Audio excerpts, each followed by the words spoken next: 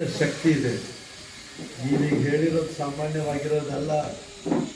ಭಗವಾನ್ ಬುದ್ಧರ ಶ್ರೀಮುಖದಿಂದ ಬಂದಿರತಕ್ಕಂಥ ವಚನಗಳು.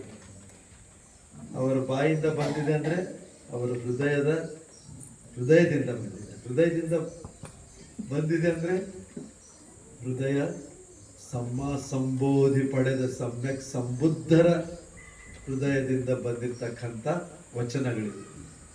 ಆಮೇಲೆ ಈ ವಚನವನ್ನು ಕೇಳಿ ತಕ್ಷಣ ಅಲ್ಲಿ ಆಗಲೇ ಅನೇಕ ಜನ ಪರಿವರ್ತನೆ ಹೊಂದಿದ್ರು, ಸೋತಾಪಣ್ಣ ಆದರು, ಸಗದಗಾಮಿ, ಅನಾಗಾಮಿ, ಅರ್ಹಂತ, ಬೋಧಿಯ ಈ 4 ಸ್ಥಿತಿಗಳನ್ನು ಪಡೆದುಕೊಂಡ್ರು.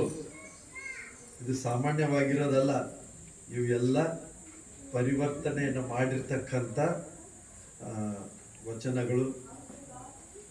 ಸೊ ಈಗ ಇವತ್ತು ನಮ್ಮ ಧಮ್ಮಪದ ಉತ್ಸವದ ಅಂಗವಾಗಿ ಮೊದಲನೆಯ ವರ್ಗವನ್ನು ಬೆಳಿಗ್ಗೆ ನಾವು ಓದಿದ್ವಿ, ತಿಳ್ಕೊಂಡ್ವಿ.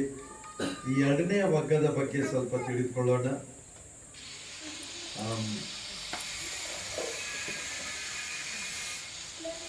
ಅಪ್ಪಮಾದೋ ಅಮತ ಪದನ್. ಮೊದಲನೆಯ ಗಾಥೆಯು ಬಹಳ ಸುಂದರವಾಗಿದೆ.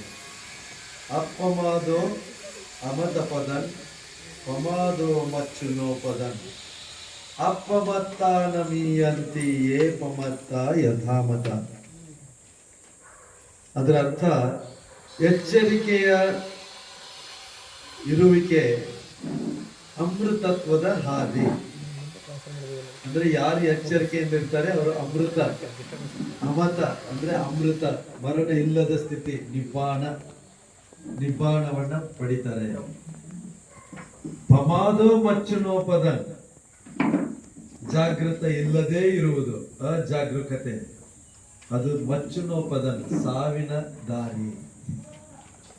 ಅಪ್ಪಮತ್ತಾನಮೀಯಂತಿ, ಯಾರು ಜಾಗೃತರಾಗಿರ್ತಾರೆ ಅವರು ಸಾಯುವುದಿಲ್ಲ. ಏಪಮತ್ತ ಯಥಾಮತ, ಯಾರು ಜಾಗೃತ ಇಲ್ವೋ ಅವರು ಸತ್ತಂತೆಯೇ ಸರಿ ಅಲ್ವಾ. ಇವಾಗ ನಾವು ಜಾಗೃತಿ ಇಲ್ಲ ಅಂತಂದ್ರೆ ಆ ಕ್ಷಣದಲ್ಲಿ ನಮ್ಮ ಜೀವನದ ಭಾಗ ಹೋಗ್ಬಿಡುತ್ತೆ, ನಮಗೆ ಗೊತ್ತಿಲ್ಲ ನಾವು ಏನ್ ಮಾಡ್ತಾ ಇದ್ದೀವಿ. ಅಜಾಗೃತೆ ಇದ್ದಾಗ ನಮ್ಮ ಜೀವನ ಇರುವುದಿಲ್ಲ. ಜೀವಂತ ಇದ್ದೇವೆ ಆದ್ರೆ ಜೀವನ ಇರುವುದಿಲ್ಲ. ಅಜಾಗೃತದ ಕ್ಷಣಗಳು ನೋಡಿ ನೀವು. ಇವಾಗ ನಾವು ನಿದ್ದೆಯಲ್ಲಿ ಇರ್ತೀವಿ, ನಿದ್ದೆಯಲ್ಲಿ ಏನು ಜಾಗೃತ ಅನ್ನೋದೇ ಇಲ್ಲ. ಅದೇನು ಯಾವ ರೀತಿ ಜೀವನ? ಅಷ್ಟು ಟೈಮ್ ಅಂತೂ ವೇಸ್ಟ್ ಆಗೋಯ್ತಾ?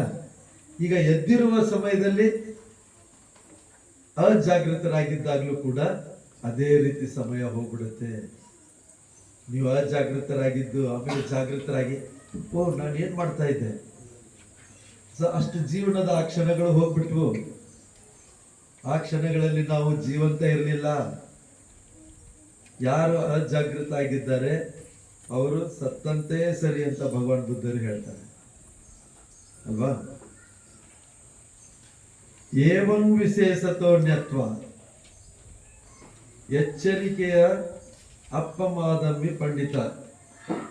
ಇದರ ವಿಶೇಷತೆ, ಈ ವಿಶೇಷತೆಯನ್ನ ತಿಳಿದುಕೊಂಡು ಅಪ್ಪಮಾದಮ್ಮಿ ಪಂಡಿತ, ಪಂಡಿತರು ಅಪ್ಪಮಾದ ಅಂದ್ರೆ ಜಾಗೃತ ಭಾವದಲ್ಲಿ ಇರ್ತಾರೆ.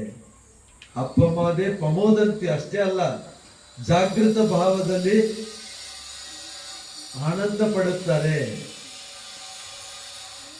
ಹರಿಯಾನಂಗೋಚರೇ ರಥ, ಈ ಆರ್ಯರ ಗೋಚರೇ ರಥ, ಅವರ ಒಂದು ಡೊಮೇನ್ ಅಂದ್ರೆ ಅವರ ಏರಿಯಾ, ಅವರ ರೇಂಜ್, ವ್ಯಾಪ್ತಿ, ಆರ್ಯರ ವ್ಯಾಪ್ತಿಯಲ್ಲಿ ಆನಂದವನ್ನ ಪಡಿತಾರೆ. ಆರ್ಯರು ಅಂತಂದ್ರೆ ಸೋತಾಪಣ್ಣ, ಸಗದಗಾಮಿ, ಅನಾಗಾಮಿ, ಅರಹಂತ, ಈ 4 ಹಂತಗಳು.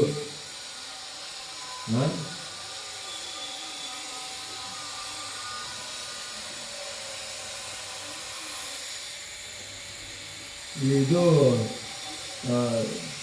ಸಾಮಾವತಿ ಅಂತಕ್ಕಂಥ ಒಬ್ಬ ರಾಣಿ, ಅವಳು ಎಷ್ಟು ಜಾಗೃತೆಯಿಂದ ಇದ್ದು ಅಂತಂದ್ರೆ ಅವಳಿಗೆ ಸುಟ್ಟು ಹಾಕಲಿಕ್ಕೆ ಪ್ರಯತ್ನ ಮಾಡಿದ್ರು, ಆದರೆ ಬೆಂಕಿ ತಗಲಲಿಲ್ಲ. ಅಂತ ಒಂದು ಶಕ್ತಿ ಮೆಡಿಟೇಷನ್ ಅಲ್ಲಿ ಧ್ಯಾನ ಮಾಡ್ತಾ ಕೂತ್ಕೊಂಡ್ರೆ ಅವಳಿಗೆ ಬೆಂಕಿ ಹಚ್ಚಿದ್ರು, ಆದರೆ ಅವಳು ಸುಡಲಿಲ್ಲ. ಯಾಕೆ? ಆ ಒಂದು ಜಾಗೃತ ಭಾವದಲ್ಲಿ ಅಷ್ಟೊಂದು ಶಕ್ತಿ ಇದೆ. ಆ ಮಟ್ಟಿಗೆ ಜಾಗೃತ ಭಾವ ನಮಗೆ ಶಕ್ತಿಯನ್ನು ಕೊಡುತ್ತೆ ಅಂತಂದ್ರೆ ಇನ್ನು ದಿನನಿತ್ಯದ ಜೀವನದಲ್ಲಿ ಎಷ್ಟೊಂದು ವಿಷಯಗಳಲ್ಲಿ ಕೊಡಲ್ವಾ? ಕೊಟ್ಟೇ ಕೊಡುತ್ತೆ. ಇದೆ ತಾನೆ?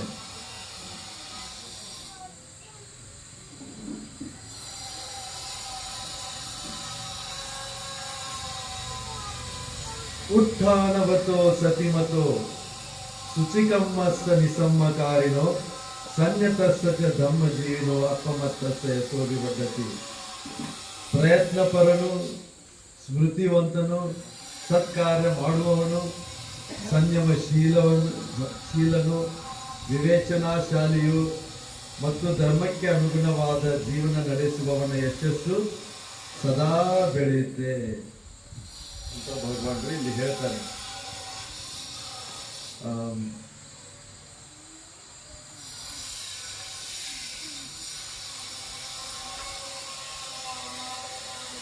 ಕುಂಭಘೋಷಕ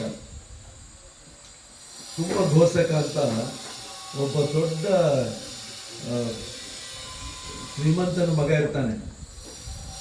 ಅಲ್ಲಿ ರಾಜಗೃಹದ ಹತ್ತಿರದಾಗ ದೊಡ್ಡ ಒಂದು ಮಹಾಮಾರಿ ರೋಗ ಬಂದ್ಬಿಡುತ್ತೆ.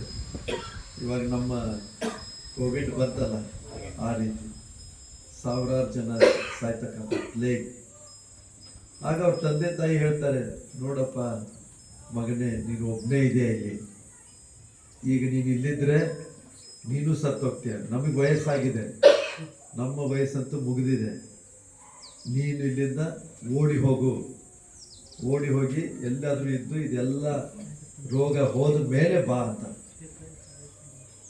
ಅವನ 40 ಕೋಟಿ ಆಸ್ತಿ ಇರುತ್ತೆ, 40 ಕೋಟಿ ಚಿನ್ನದ ನಾಣ್ಯಗಳನ್ನ ಅವರು ಎಲ್ಲ ಹುಗಿದು ನಿಧಿ ಇದನ್ನ ಮಾಡಿ ಇಟ್ಟಿರ್ತಾರೆ ಭೂಮಿಯೊಳಗೆ. ಇಲ್ಲಿ ಇಷ್ಟಿಷ್ಟೆಲ್ಲ ದುಡ್ಡಿದೆ, ನೀನು ಎಲ್ಲ ಸರಿ ಆದ್ಮೇಲೆ ಬಂದು ಇದನ್ನ ಎಂಜಾಯ್ ಮಾಡು, ಈಗ ನೀನು ತಪ್ಪಿಸ್ಕೋ, ಇಲ್ಲ ಅಂತಂದ್ರೆ ನೀನು ಸಾಯ್ತೀಯ, ನಾವು ಸಾಯ್ತೀವಿ ಅಂತ. ಸೊ ಆಗ ಅವನು ತುಂಬ ದುಃಖದಿಂದ ಅಳ್ತಾ ಅವ್ರಿಗೆ ನಮಸ್ಕಾರ ಮಾಡಿ ಹೋಗ್ತಾನೆ.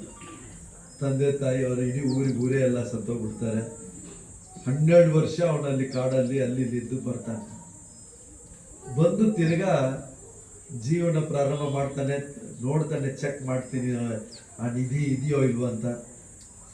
ಎಲ್ಲ ಸರಿಯಾಗಿರುತ್ತೆ. ಅವನಿಗೆ ಅನಿಸುತ್ತೆ, ನಾನೇನಾದರೂ ಇವಾಗ ಅದನ್ನು ತೋರಿಸ್ಬಿಟ್ರೆ ಜನ ನನ್ನನ್ನು ಕಳ್ಳ ಅಂತ ಹಿಡಿದು ಹಾಕ್ಬಿಡ್ತಾರೆ, ನಾನು ಸಾಮಾನ್ಯನಾಗಿ ಇದನ್ನು ಮಾಡ್ತೀನಿ ಅಂತ ಕೆಲಸ ಮಾಡೋದಕ್ಕೆ ಪ್ರಾರಂಭ ಮಾಡ್ತಾನೆ. ಒಂದು ಕೆಲಸ ಸಿಗುತ್ತೆ ಅವನಿಗೇನು, ಈ ಮೇಸ್ತ್ರಿ ಕೆಲಸ, ಈ ಕೆಲಸಗಾರರನ್ನ ಕರ್ಕೊಂಡ್ಬರೋದು, ಅವರನ್ನ ನೋಡ್ಕೊಳ್ಳೋದು. ಅರಮನೆ ಹತ್ರ ಒಂದು ಕೆಲಸ ನಡೆಯುತ್ತಾ ಇರುತ್ತೆ, ಅವನು ಕೂಗಿ ಅದು ಕೆಲಸ ಮಾಡಿಸ್ತಾ ಇರ್ತಾನೆ. ಈ ರಾಜ ಬಿಂಬಿಸಾರನಿದ್ನಲ್ಲ, ರಾಜ ಬಿಂಬಿಸಾರ ಈ ಶಬ್ದಗಳಲ್ಲಿ ಪರಿಣಿತ ಆಗಿದ್ದ. ಯಾವ ಶಬ್ದ ಯಾರ ಬಾಯಿಂದ ಬರುತ್ತಲ್ಲ, ಶಬ್ದದ ಸೌಂಡ್, ಅದರಿಂದ ಅವನು ಗುರುತಿಸ್ತಾ ಇದ್ದ ಇವನು ಯಾವ ಥರ ಇರ್ಬೋದು ಮನುಷ್ಯ ಅಂತ. ಇವನ ಮಾತನ್ನು ಕೇಳಿ ಇದು ಒಬ್ಬ ದೊಡ್ಡ ಶ್ರೀಮಂತನ ಇದು ಸೌಂಡ್ ಬರ್ತಾ ಇದೆ, ಶಬ್ದ ಬರ್ತಾ ಇದೆ, ಯಾರು ನೋಡ್ಕೊಂಡು ಬನ್ನಿ ಅಂತ ಹೇಳಿದಾಗ ನೋಡ್ಕೊಂಡು ಬರ್ತಾರೆ. ಅವಾಗ ಹೇಳ್ತಾರೆ, ಇವನೊಬ್ಬ ಮೇಸ್ತ್ರಿ ಕೆಲಸ ಮಾಡಿಸ್ತಾ ಇದ್ದಾನೆ ಅಂತ. ಆಗ ಇಲ್ಲ, ಇವನು ಸಾಮಾನ್ಯ ಮನುಷ್ಯ ಅಲ್ಲ, ಇವನು ದೊಡ್ಡ ಶ್ರೀಮಂತನಾಗಿರಲೇಬೇಕು ಅಂತ ಹೇಳಿದಾಗ ಅರಮನೆಯಲ್ಲಿ ಒಬ್ಬ ಕೆಲಸ ಮಾಡುವ ಹೋಗಿ ಕೇಳ್ತಾನೆ, ನೀನು ಯಾರು ಎಂತು ಅಂತ. ಆಗ ಇನ್ನು ಹೇಳ್ತಾನೆ, ನಾನೊಬ್ಬ ಕೆಲಸಗಾರ, ಸಾಮಾನ್ಯ ಕೆಲಸಗಾರ. ಮರುದಿನ ಅದೇ ಆಗತ್ತೆ, ಮತ್ತೆ ಅದನ್ನೇ ಹೇಳ್ತಾನೆ, ಮತ್ತೆ ಈ ಮುಂದೆ 3ನೇ ದಿನನೂ ಅದೇ ಆಗತ್ತೆ. ಆಗ ಅಲ್ಲಿ ಅರಮನೆಯಲ್ಲಿ ಕೆಲಸವನ್ನು ಮಾಡ್ತಕ್ಕಂಥ ಕೆಲಸವನ್ನಷ್ಟೇ ಅಲ್ಲ, ಜವಾಬ್ದಾರಿಯನ್ನು ಹೊತ್ತಿರ್ತಕ್ಕಂಥ ಒಬ್ಬ ಮಹಿಳೆ ಇದ್ಲು. ಅವಳು ಹೇಳ್ತಾಳೆ, ನಾನು ಹೋಗಿ ಕೇಳ್ಕೊಂಡು ಬರ್ತೀನಿ ಅಂತ. ಅವಳು ಹೋಗಿ ಕೇಳ್ತಾಳೆ, ನೋಡ್ತಾಳೆ, ಎಲ್ಲ ಸ್ಟಡಿ ಮಾಡ್ತಾಳೆ. ಕೊನೆಗೆ ಅವಳ ಮಗಳು ಒಬ್ಳು ಇರ್ತಾಳೆ, ಅವಳಿಗೆ ಕೊಟ್ಟು ಮದುವೆನೂ ಮಾಡಿಸ್ತಾರೆ. ಆದರೂ ಅವನು ಬಿಟ್ಕೊಟ್ಟಿರಲ್ಲ. ಅದು 40 ಕೋಟಿ ಆಸ್ತಿ ಇದೆ ಅಂತ ಅವ್ನಿಗೆ ಹೆಂಡತಿಗೂ ಹೇಳಿರಲ್ಲ, ಯಾರಿಗೂ ಹೇಳಿರಲ್ಲ. ಅವ್ರ ಮನಸ್ಸಲ್ಲಿ ಏನು ಅಂತಂದರೆ, ನಾನು ಪ್ರಯತ್ನ ಪಟ್ಟು ನಾನು ದುಡಿಬೇಕು, ಇದು ನನ್ನ ಅಪ್ಪಂದು ಅವ್ನು ಗಳಿಸ್ಕೊಟ್ಟಿರೋದು ಇದು ಅಂತ. ಸೊ ಅವಾಗ ಅವಳು ಹೆಂಡತಿ ಮತ್ತು ಹೆಂಡತಿಯ ತಾಯಿ ಒಂದು ಇದನ್ನು ಮಾಡ್ತಾರೆ, ಇವನ ಹತ್ರ ಎಲ್ಲಾದ್ರೂ ದುಡ್ಡು ಇರಬೇಕು, ಒಂದಾದ್ರೂ ನಾಣ್ಯ ನಾವು ತೆಗಿಬೇಕು ಅವನಿಂದ, ಅವಾಗ ನಮ್ಗೆ ಗೊತ್ತಾಗುತ್ತೆ ಅಂತ. ಯಾಕಂದ್ರೆ ರಾಜ ಹೇಳ್ತಾ ಇರ್ತಾನೆ, ಖಂಡಿತವಾಗಿಯೂ ಇವನ ಶ್ರೀಮಂತನೇ, ಅದನ್ನು ಕಂಡು ಹಿಡೀರಿ ಅಂತ. ಸೊ ಅವಾಗ ಒಂದು ದಿನ ರಾಜ ಹೇಳ್ತಾನೆ, ಎಲ್ಲರೂ ರೆಸ್ಟ್ ಮಾಡಬೇಕು, ಯಾರು ಕೆಲಸ ಮಾಡಬಾರ್ದು, ಯಾರಾದ್ರೂ ಕೆಲಸ ಮಾಡಿದರೆ ಪನಿಷ್ಮೆಂಟ್. ಸೊ ಸಡನ್ ಆಗಿ ಘೋಷಣೆ ಮಾಡೋದ್ರಿಂದ ತೊಂದರೆ ಆಗಿಬಿಡುತ್ತೆ. ಇಲ್ಲಿ ಇವನ ಕೆಲಸಗಾರರೆಲ್ಲ ಇರ್ತಾರೆ, ಇವನಿಗೆ ಹಣದ ಅವಶ್ಯಕತೆಯೂ ಆಗಿಬಿಡುತ್ತೆ. ಸೊ ಅವಾಗ ಅವನು ಏನು ಮಾಡೋದು ಅಂತ ಹೆಂಡತಿ ಜೊತೆ ಮಾತಾಡಿದಾಗ ಹೆಂಡತಿ ಹೇಳ್ತಾಳೆ, ಇವಾಗ ರಾಜನ ಆದೇಶವನ್ನಂತೂ ಮೀರಿ ಹೋಗೋಕ್ಕಾಗಲ್ಲ, ಆದರೆ ನಮಗೆ ದುಡ್ಡು ಅಲ್ಲಿ ಇಲ್ಲಿಂದ ಬೇಕು, ಎಲ್ಲಾದರೂ ಹೋಗ್ಬಿಟ್ಟು ನೀನು ಸಾಲ ಇಸ್ಕೊಂಡು ಬಾ ಅಂತ ಹೆಂಡತಿ ಹೇಳ್ತಾಳೆ. ಏನಾದರೂ ಮಾಡಿ ದುಡ್ಡು ತೆಗಿಬೇಕಲ್ಲ. ಅವನು ಹೋಗ್ತಾನೆ, ಸಾಲ ತಗೊಳ್ಳೋ ಬದಲಾಗಿ ಅವನದೇ ಇರುತ್ತಲ್ಲ, ಅಲ್ಲಿ ಹೋಗಿ ಖಜಾನೆಯಿಂದ ಒಂದು ನಾಣ್ಯ ತಗೊಂಡ್ಬರ್ತಾನೆ. ಆ ನಾಣ್ಯ ತಗೊಂಡ್ಬಂದು ಹೆಂಡತಿ ಕೊಡ್ತಾನೆ. ಆ ಹೆಂಡತಿ ಏನು ಮಾಡ್ತಾಳೆ, ತಾಯಿ ಕೊಡ್ತಾಳೆ. ತಾಯಿ ತಗೊಂಡೋಗಿ ರಾಜನಿಗೆ ಕೊಡ್ತಾಳೆ. ರಾಜ ಅದು ನೋಡ್ತಿದ್ದಾಗೇನೆ ಗೊತ್ತಾಗುತ್ತೆ, ಅದರಲ್ಲಿರೋ ಸೀಲ್ ಅದೆಲ್ಲ. ಭಾಳ ಹಿಂದೆ ದೊಡ್ಡ ಟ್ರೆಜರರ್, ದೇಶದ ಫೈನಾನ್ಸ್ ಮಿನಿಸ್ಟರ್ ಅಥವಾ ಟ್ರೆಜರರ್ ಅಂತ ಇಟ್ಕೊಳ್ಳಿ, ಅವ್ರ ಹತ್ರ ಇದ್ದಿದ್ದು ಇವನ ಹತ್ರ ಹೇಗೆ ಬಂತು. ಅದೇ ರೀತಿ ಮತ್ತೆ 2 ಸಾರಿ ಇದನ್ನ ಮಾಡ್ತಾರೆ. ಸೊ ಆ ರೀತಿ 3 ನಾಣ್ಯಗಳನ್ನು ನೋಡಿ ಚೆಕ್ ಮಾಡ್ತಾರೆ, ಇದು ಖಂಡಿತವಾಗಿಯೂ ಇದಕ್ಕೆ ಸೇರಿರ್ತಕ್ಕಂಥ ನಾಣ್ಯ, ಇದು ಸಾಮಾನ್ಯವಲ್ಲ ಅಂತ. ಅವಾಗ ಕುಂಭಘೋಷಕನಿಗೆ ಬಂದು ಸೈನಿಕರು ಬಂದು ರಾಜ ಹೇಳ್ತಾನೆ, ಹಿಡ್ಕೊಂಡ್ಬಿಡ್ರಿ ಅವನಿಗೆ. ಅವನನ್ನ ಹಿಡ್ಕೊಂಡ್ಬರ್ತಾರೆ. ಬಂದು ಕೇಳಿದಾಗ ಅವನು ಒಪ್ಕೊಳ್ತಾನೆ, ನಾನು ಈ ರೀತಿ ನಮ್ಮ ತಂದೆ ಈ ಥರ ದೊಡ್ಡ ಇದಾಗಿದ್ದರು, ಟ್ರೆಜರರ್ ಆಗಿದ್ದರು, ಅವ್ರ ಮಗ ನಾನು. ಮತ್ತು ಯಾಕೆ ಈ ಥರ ನೀನು ಇಷ್ಟೆಲ್ಲ ಎದ್ದು ಬಿದ್ದು ಕೆಲಸ ಮಾಡ್ಕೊಂಡಿದ್ಯಾ ಅಂತ. ಅವಾಗ ಅವನು ಹೇಳ್ತಾನೆ, ನಾನು ಕಷ್ಟಪಟ್ಟು ದುಡಿದು ನನ್ನ ಇದರಿಂದಾನೇ ನಾನು ನಿಲ್ಲಬೇಕು ಅಂತ ಮಾಡಿದ್ದೆ. ಆಮೇಲೆ ಈ ನನ್ನ ಸಂಪತ್ತನ್ನು ನಾನು ಇದನ್ನು ಮಾಡಿದರೆ ರಾಜ ಹಿಡಿದು ಎಲ್ಲಿ ನನಗೆ ಪನಿಷ್ಮೆಂಟ್ ಕೊಡ್ತಾರೋ ಅನ್ನೋ ಒಂದು ಭಯ ಬೇರೆ ಇತ್ತು. ಆದ್ದರಿಂದ ನಾನು ಈ ರೀತಿ ಆರಾಮಾಗಿ ಶ್ರಮಪಟ್ಟು ದುಡಿತಾ ಇದ್ದೀನಿ ಮತ್ತು ಅದರಲ್ಲಿ ನಾನು ಸಂತೋಷವಾಗಿದ್ದೀನಿ ಅಂತ ಹೇಳಿದಾಗ ರಾಜ ಹೇಳ್ತಾನೆ, ಇವಾಗ ಏನು ಮಾಡ್ತೀಯ, ಈ ಎಲ್ಲ ಸಂಪತ್ತನ್ನು ನೀವು ತಗೊಳ್ಳಿ ಅಂತ. ಸೊ ಅದನ್ನು 40 ಕೋಟಿ ಸಂಪತ್ತನ್ನು ಈ ಗಾಡಿಗಳು, ಅನೇಕ ಗಾಡಿಗಳಲ್ಲಿ ಎತ್ಕೊಂಡ್ಬಂದು ಅರಮನೆಗೆ ತೊಗೊಂಡ್ಬರ್ತಾರೆ. ತೊಗೊಂಡು ಬಂದಮೇಲೆ ರಾಜ ಬಿಂಬಿಸಾರ ಇವನಿಷ್ಟು ಒಳ್ಳೆ ಮನುಷ್ಯ ಆಗಿದ್ದಾನೆ, ಇಷ್ಟು ಸಿನ್ಸಿಯರ್ ಆಗಿದ್ದಾನೆ, ಇವನನ್ನೇ ನಮ್ಮ ರಾಜ್ಯದ ಫೈನಾನ್ಸ್ ಮಿನಿಸ್ಟರ್ ಮಾಡ್ತೀನಿ ಅಂತ ಅವನಿಗೆ ಫೈನಾನ್ಸ್ ಮಿನಿಸ್ಟರ್ ಮಾಡಿ, ಅವನು ಮದುವೆ ಆಗಿರೋ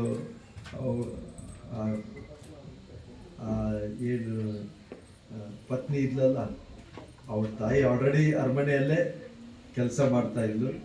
ಸೊ ಅವ್ರಿಗೆಲ್ಲ ಸಂಬಂಧ ಚೆನ್ನಾಗಿ ಇದನ್ನು ಸೆಟ್ಲ್ ಮಾಡ್ತಾರೆ. ಎಲ್ಲ ಸೆಟ್ಲ್ ಆದಮೇಲೆ ಬಿಂಬಿಸಾರ ಭಗವಾನ್ ಬುದ್ಧರ ಅತಿ ಶ್ರದ್ಧಾವಂತ ಉಪಾಸಕ ಆಗಿ. ಸೊ ಅದು ಅವ್ರು ಯೋಚನೆ ಮಾಡ್ತಾರೆ, ನಾನು ಈ ವಿಷಯ ಭಗವಾನ್ ಬುದ್ಧರಿಗೆ ಹೇಳಲೇಬೇಕು. ಈ ಕುಂಭಘೋಷಕ ಇಷ್ಟು ದುಡ್ಡಿಟ್ಕೊಂಡ್ರು ಕೂಡ ಅದನ್ನು ಸಾಮಾನ್ಯರ ರೀತಿಯಲ್ಲಿ ಇದ್ದ, ಇವನು ಸಾಮಾನ್ಯ ಮನುಷ್ಯನ ಅಥವಾ ಯಾವ ಥರ, ಯಾಕೆ ಅವನ ಮನಸ್ಸಲ್ಲಿ ಆ ಥರ ಬಂತು ಅಂಥೇಳಿ ಭಗವಾನ್ ಬುದ್ಧರಿಗೆ ಹೋಗಿ ಹೇಳ್ತಾರೆ ರಾಜ ಬಿಂಬಿಸಾರ. ಆಗ ಭಗವಾನ್ ಹೇಳ್ತಾರೆ, ಈ ಅಪ್ಪಮಾದ ಮತ್ತು ಉತ್ಥಾನವತ್ತು ಸತಿ ಮತ್ತು ಯಾರು ಪ್ರಯತ್ನ ಪರ ಆಗಿರ್ತಾರೆ, ಯಾರು ಸ್ಮೃತಿವಂತ ಜಾಗೃತ ಭಾವನದಿಂದ ಇರ್ತಾರೆ, ಶುಚಿಕಮ್ಮಸ್ಸ ನಿಸಮ್ಮಕಾರಿನೋ, ಒಳ್ಳೆಯ ಕೆಲಸವನ್ನ ಮಾಡುವವರು ಮತ್ತು ಸಂಯಮಶೀಲ ಆಗಿರ್ತಕ್ಕಂಥವರು, ಸಂಯತ ಸಚ ಧಮ್ಮ ಜೀವಿನೋ ಅಂದ್ರೆ ವಿವೇಚನಾಶಾಲಿಯು ಮತ್ತು ಧರ್ಮಕ್ಕೆ ಅನುಗುಣವಾದ ಜೀವನ ನಡೆಸುವವರು, ಅವರ ಯಶಸ್ಸು ಕಡಿಮೆ ಆಗುವುದಿಲ್ಲ, ಅವರ ಯಶಸ್ಸು ಬೆಳೀತಾ ಹೋಗುತ್ತೆ ಅಂತ ಭಗವಾನ್ ಬುದ್ಧರು ಎಲ್ಲರ ಮುಂದೆ ಹೇಳಿ ಆ ಕುಂಭಗೋಸಕನಿಗೆ ಆಶೀರ್ವಾದ ಮಾಡ್ತಾರೆ. ಇನ್ಮೇಲೆ ನೀನು ಚೆನ್ನಾಗಿರು, ಚೆನ್ನಾಗಿ ಕುಟುಂಬವನ್ನು ನಡೆಸು ಮತ್ತು ಈ ಪ್ರಯತ್ನವನ್ನು ನಿಲ್ಲಿಸಬೇಡ. ಈ ಪ್ರಯತ್ನ ಮತ್ತು ಜಾಗೃತ ಭಾವ ಇವೆರಡು ಜೊತೆ ಜೊತೆಗೆ ಹೋಗ್ತಕ್ಕಂಥದ್ದು. ನಮ್ಮ ಜೀವನದಲ್ಲಿ ನಾವು ಏನೆಲ್ಲ ಪ್ರಯತ್ನ ಮಾಡ್ತೀವಿ ಅದಕ್ಕೆ ಜಾಗೃತ ಭಾವ ಇರಲೇಬೇಕು. ಜಾಗೃತಿ ಇಲ್ಲ ಅಂತಂದ್ರೆ ದುಡ್ಡು ಕಳ್ಕೊಳ್ತೀವೋ ಅಥವಾ ವಸ್ತು ಕಳ್ಕೊಳ್ತೀವೋ ಅಥವಾ ನಮ್ಮ ಆರೋಗ್ಯ ಕಳ್ಕೊಳ್ತೀವೋ ಅಥವಾ ನಮ್ಮ ಜೀವನನೇ ಹೋಗ್ಬಿಡುತ್ತೆ. ಸ್ವಲ್ಪ ಇದಿಲ್ಲ ಅಂತಂದ್ರೆ, ಜಾಗೃತ ಭಾವ ಇಲ್ಲ ಅಂತಂದ್ರೆ ಬಹಳ ಹುಷಾರಾಗಿರ್ಬೇಕು. ನಿನ್ನೆ ಮಳೆ ಬಂತಲ್ಲ, ಮಳೆ ಜೋರಾಗಿ, ಇಲ್ಲಿ ಎಷ್ಟು ಜೋರಾಗಿ ಬಂತ. ನಾವು ಅಲ್ಲಿ ಬೆಂಗಳೂರಿಂದ ಬರ್ತಾ ಇದ್ವಿ, ರಾಮನಗರ ಹತ್ರ ಎಷ್ಟು ಜೋರಾಗಿ ಬಂತು ಅಂದ್ರೆ ಏನು ಕಾಣಿಸ್ತಾ ಇಲ್ಲ. ತಿರ್ಗಾ ನಿಧಾನಕ್ಕೆ ಹೋಗಿ ಎಕ್ಸಿಟ್ ತಗೊಂಡು ಅಲ್ಲೊಂದು ರೆಸ್ಟೋರೆಂಟಲ್ಲಿ ಕುಳಿತ್ವಿ. 1 ಅವರ್ ಕುಳಿತ್ವಿ. ನೀರು ಮಳೆ ನಿಂತಿರ್ಲಿಲ್ಲ. ಆಮೇಲೆ ನಿಂತಿತ್ತು. ತಿರ್ಗಾ ಬರೋದಕ್ಕೆ ಶುರು ಮಾಡಿದ್ವಿ ರಾಮನಗರದಿಂದ ಚನ್ನಪಟ್ಟಣ. ಎಷ್ಟು ಜೋರಾಗಿ ಬಂತು ಅಂತಂದ್ರೆ ಏನು ಕಾಣಿಸೋದೇ ಇಲ್ಲ. ಆ ವೈಪರ್ ಇದು ಮಾಡಿದ್ರು ಅದರಿಂದ ಏನು ಇದಿಲ್ಲ, ಅಷ್ಟು ಜೋರಾಗಿರೋ ಮಳೆ. ಎಲ್ಲ ಕಡೆ ನೀರು, ಗಾಡಿ ಓಡಿಸೋದಿದು. ಸೊ ಅಂಥದ್ರಲ್ಲಿ ನಿಧಾನವಾಗಿ ಹುಷಾರಾಗಿ ಬಂದ್ವಿ. ಇವಾಗ ಅಲ್ಲಿ ಬೇಕಾಗಿದ್ದೇನು ಜಾಗರೂಕತೆ ಅಲ್ವಾ? ಸೊ ಇದನ್ನ ಭಗವಾನ್ ಬುದ್ಧರು ಹೇಳ್ತಾರೆ. ಇವಾಗ ನಾವು ಆ ಥರ ಬಂದು ತಿರ್ಗಾ ಚನ್ನಪಟ್ಟಣ ಆದಮೇಲೆ ಹೈವೇ ಹತ್ತಿದ್ವಿ. ಅವಾಗ ಮಳೆ ಕಡಿಮೆಯಾಗಿ ನಿಂತಿತ್ತು. ಆಮೇಲೆ ಈ ಕಡೆ ನಾರ್ಮಲ್ ಆಗಿ ಬಂದ್ವಿ. ಆದರೆ ಜಾಗರೂಕತೆ ಏನಿದೆ ಅಲ್ಲ, ಅವಾಗ ಒಂದೇ ಒಂದು ಕ್ಷಣ ಸಿಡಿಲು, ಮಿಂಚು, ಮಳೆ, ನೀರು ಎಲ್ಲ ಬರ್ತಾ ಇದೆ.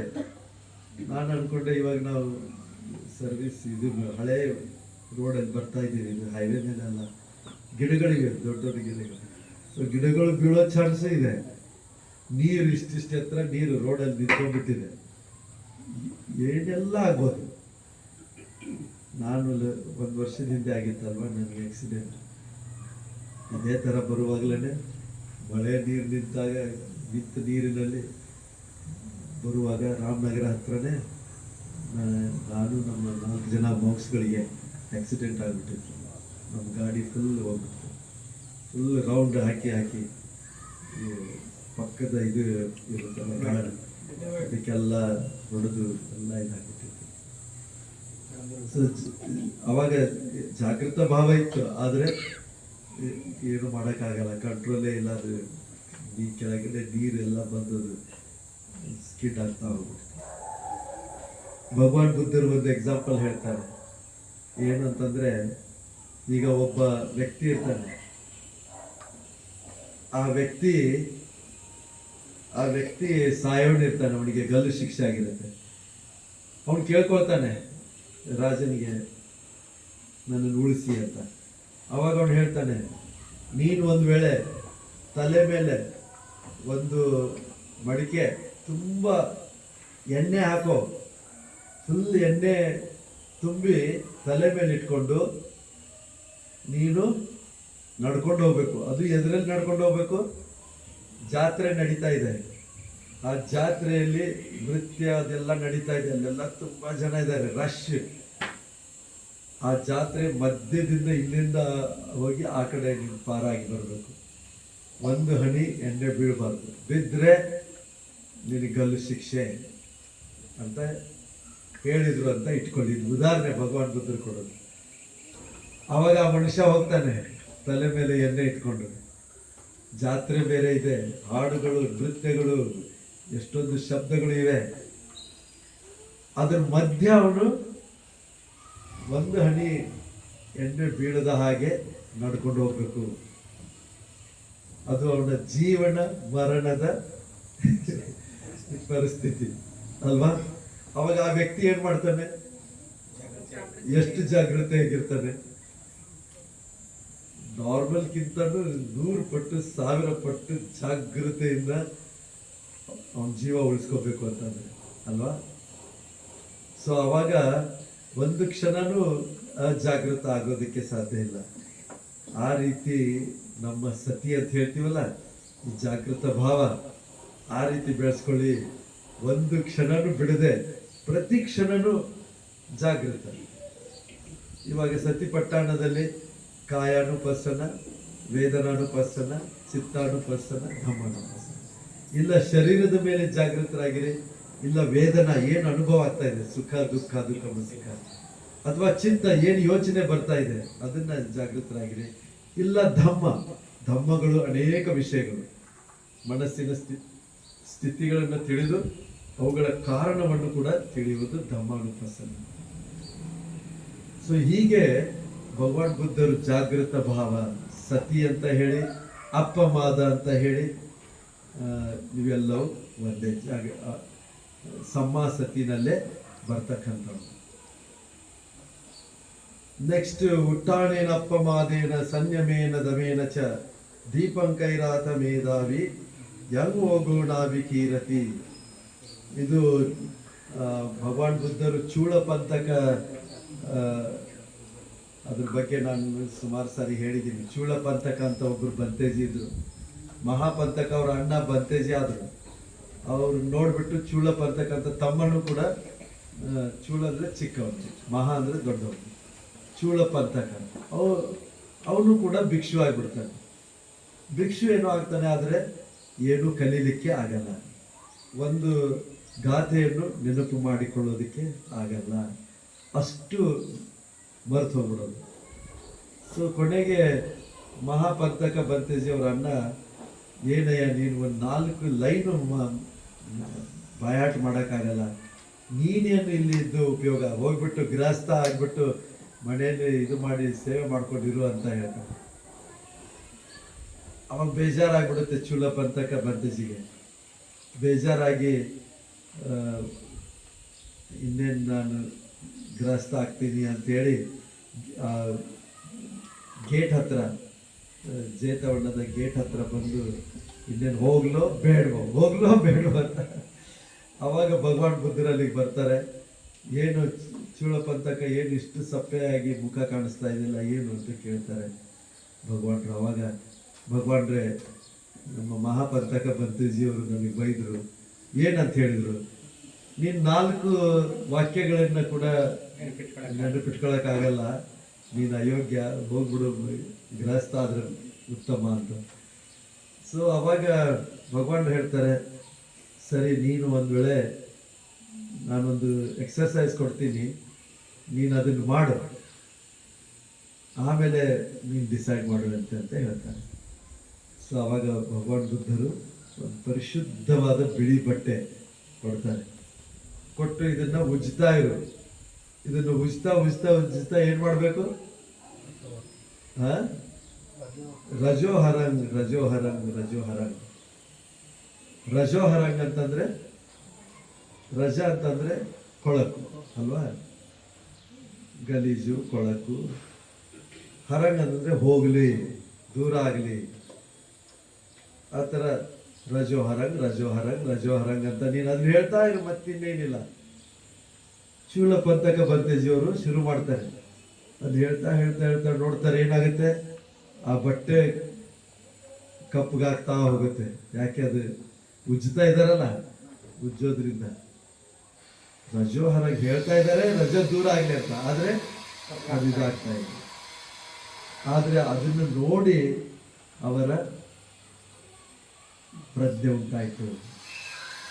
ಈಗ ತಾನೇ ಬಿಳಿ ಬಟ್ಟೆ, ಶುಭ್ರವಾದ ಬಟ್ಟೆ ಈಗ ಕೊಳಕಾಗ್ತಾ ಇದೆಯಲ್ಲ, ಅನಿತ್ಯ ಅನಿತ್ಯ ಅನಿತ್ಯ ಅಂತ ಹೇಳಿ ಅದನ್ನೇ ತಮ್ಮ ಶರೀರದಲ್ಲಿ ನೋಡ್ತಾರೆ, ಅನಿತ್ಯ ಮನಸ್ಸನ್ನು ನೋಡ್ತಾರೆ, ಅನಿತ್ಯ.